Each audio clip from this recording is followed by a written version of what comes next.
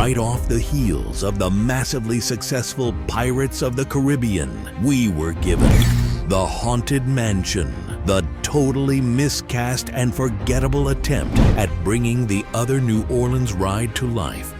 It was such a failure that Disney didn't even bother building an Eddie Murphy animatronic for the famed attraction. 20 years later, Disney added the Hatbox Ghost to the dark ride in honor of the more superior and accurate adaptation, Haunted Mansion. The critics reviewed Haunted Mansion. Now, it's time for us to roast the critics. Imagine a world where any kid anywhere can experience the magic of a Disney theme park without leaving their living room. Never mind that it's always been a thing. But what about bringing the most beloved rides to life, fleshing out the stories told by animatronics and technical wizardry? You can have animatronics inspired by legendary on-screen characters, or else have your character be an on-screen animatronic, stiff and entirely unenjoyable. And so, if you don't succeed, try again. And oh look, they finally made the Haunted Mansion resemble the ride. Well, at least the one in Disneyland. If you're looking for chills and scares this Halloween, then watch The Shining. Here's Johnny! But if you're looking for a gateway film to introduce your kids to horror films, then Haunted Mansion, minus the "the", is the perfect film for your entire family. Rotten Tomatoes shows that audiences really came together for this one, but probably because no one could wait 3 more months for Halloween. And out-of-season release dates is not new to Hollywood. Like, did you know Die Hard was released in July? The original Miracle on 34th Street came out in June. Trading Places, Gremlins and Batman Returns, all summer movies. And remember, even the summer blockbuster Jurassic World arguably took place on Christmas Day. I know it hurts, sweetheart. Are you gonna be okay? Have yourself a merry little Christmas. So audiences gave it a generous score, but the critics, boy did they shat bats on this one. They gave Haunted Mansion an abysmal 37%, and we have a sneaky suspicion as to why, so watch until the end, because none of the naysayers will admit the truth. As crazy as it sounds, this is a really good movie offered up by the crumbling House of Mouse, and more than worthy of an annual watch every October for kids and adults. So, since the critics so stupidly and irresponsibly reviewed Disney's Haunted Mansion, it's time for us to roast the critics. Justin Chang from Los Angeles Times says, "No effort has been expended to make any of this even remotely scary. I'd like to know how much the Haunted Mansion ride terrifies Justin, because if the ride gives Justin the willies, well then the movie should too, because it's so faithful to the source material. But if the ride doesn't scare him, then he should understand the point. The movie wasn't ever supposed to be scary for anyone over 8 years old. In fact, patrons of the Disney parks should notice old-fashioned Disney magic oozing from the film. Sure, Snow White and the 7 Dwarfs is creepy, but it's not terrifying. Okay, maybe parts of it are, but overall, it's charming and magical. As a Disney quote-unquote horror film should be, and don't get me started on Disney's immediate follow-up, Pinocchio. If you're looking for actual scares, as our weird friend Justin seems to be, then watch something by Blumhouse or Dimension Films. Many of these critics who gave Haunted Mansion a low score complain that the film isn't scary enough, so we'll skip them since they obviously have no idea what a Disney film is supposed to be. I also want to point out that just about everyone agrees that LaKeith Stanfield is a standout performance in Haunted Mansion. This man knows how to own his role and bring depth and heart to a script that admittedly would have been a bit lost without him. Frank Scheck from Hollywood Reporter says, "Beats waiting in line for the ride, but just barely."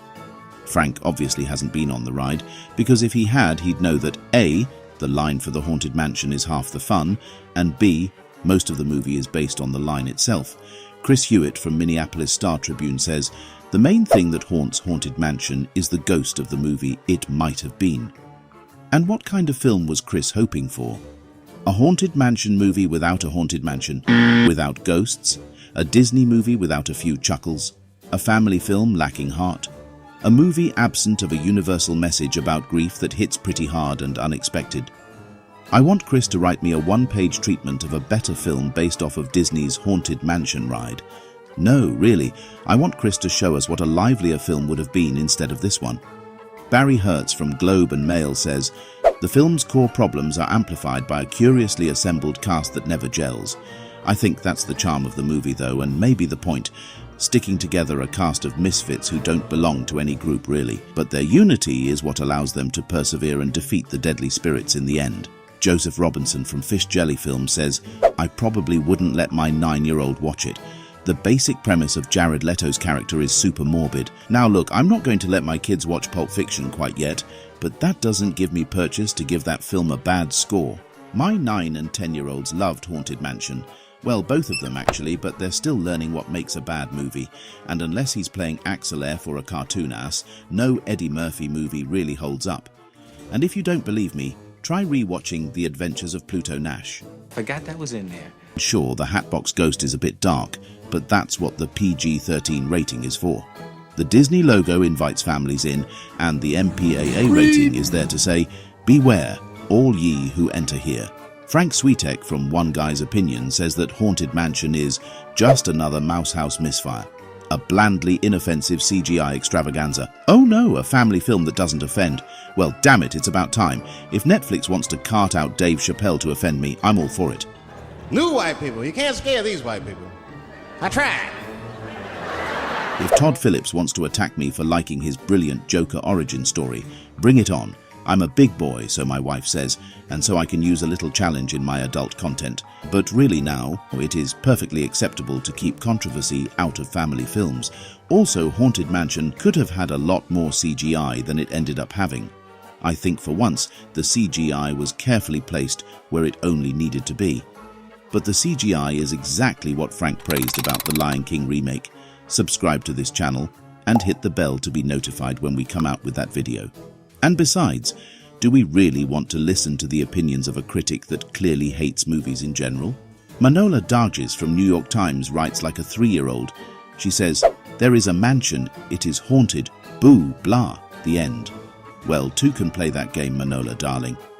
Let's look at some of the films you've liked. Last year there was Summer, boo, blah, the end. The Guy Fell, boo, blah, the end. There Are Girls, and They're Mean, boo, blah, the end. Oppenheimer, boo, blah, the end. Barbie, boo, blah, the end. See, Manola? Kind of annoying, isn't it? Tell me when you're ready to talk like a grown-up and I might listen to what you have to say. Ooh, I got another one. There is a Lord, and he has rings. Yes, that quite sums up the trilogy for you, Manola, doesn't it?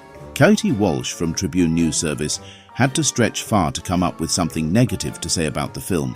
She says, "Despite the multitude of celebrity guests, including Jamie Lee Curtis, there's no need to take up residence in this haunted mansion." I'm not sure what multitude she's referring to. Danny DeVito and Owen Wilson are main characters. Jared Leto can hardly be called a celebrity. And apparently Winona Ryder is in there somewhere uncredited. So that leaves virtually Jamie Lee Curtis as the multitude of celebrity guests Katie is talking about. By the way, when I went to Disneyland as a child, I saw Jamie Lee Curtis there with her family, so I can attest that she probably knows the Haunted Mansion well. There were several bipartisan critiques from negative reviewers for Haunted Mansion, and Reginald Ponder issued one of them. A fair critique, and this goes with any film, is one that points out both the good and the bad of a particular movie. Reginald Ponder, while giving Haunted Mansion a negative score, admits that it captures the essence of the Disney ride as well as the characters. But he goes on to say that this is a matinee movie, but that it's okay to wait to watch it at home. It's the critics who act like gatekeepers to the film, demanding that you not see it, as though their opinion, and only their opinion, should be representative of all mankind. That is what I have a problem with. Thus, roast the critics.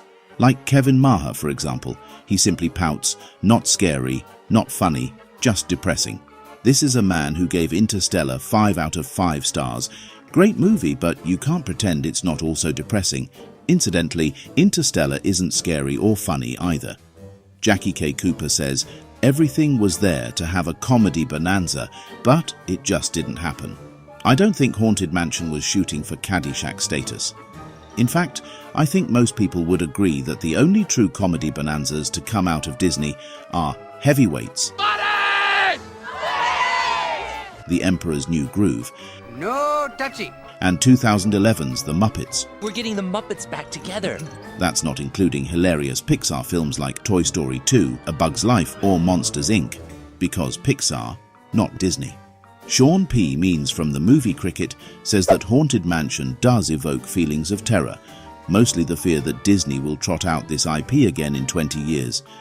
I mean, if that's what keeps this guy up at night, I'm very envious of his life. For instance, I do hate that James Cameron is wasting his time and talent on 18 Avatar sequels, but hey, I've learned to move on. At least I'm trying to. Is it too soon to start a petition for James Cameron to make the hugely epic and emotional 9/11 movie?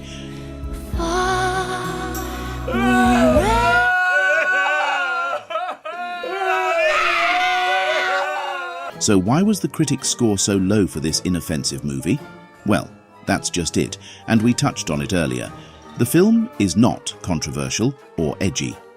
And for this period of time, that's like a breath of fresh air for many moviegoers.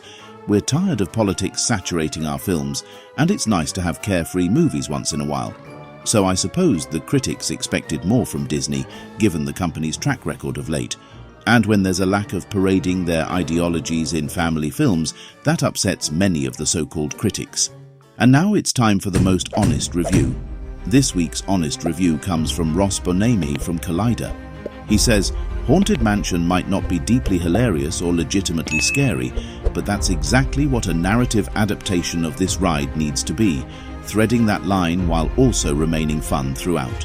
Have you found the hidden tomato on the thumbnail yet? If so, comment below, along with your favorite family-friendly Halloween film. Have a movie request for us? Consider becoming a patron, and we'll accept your suggestion as a thank you.